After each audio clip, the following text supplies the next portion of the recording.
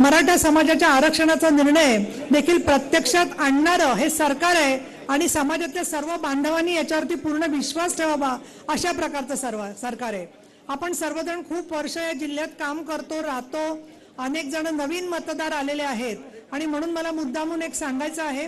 की मोदी साहेबांचं जे वचन आहे, आश्वासन असतं, ते प्रत्यक्षात ते आणून दाखवतात, हे त्यांचं वैशिष्ट्य आहे। अनेक प्रकल्प पूर्वीच्या काळात उभे राहायचे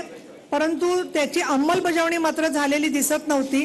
आणि आता आपण बघतो आहे की मुंबई पुणे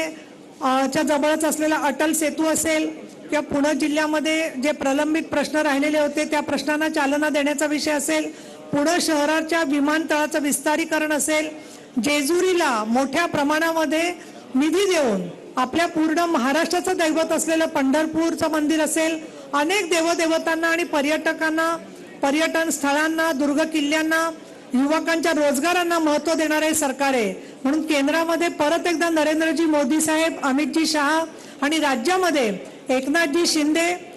देवेंद्र फडणवीस आणि अजितदादा पवार यांच्या नेतृत्वाखालचं सरकार परत यावं यासाठीची निवडणूक आहे। माननीय सुनेत्रा वहिनींना उमेदवारी दिल्यावरती बरेचसे लोक वेगवेगळ्या पद्धतीची टीका प्रतिटीका करतायत, परंतु आपल्या राजकारणामध्ये, समाजकारणामध्ये कोणत्याही पुरुषाचा जेव्हा सत्कार होतो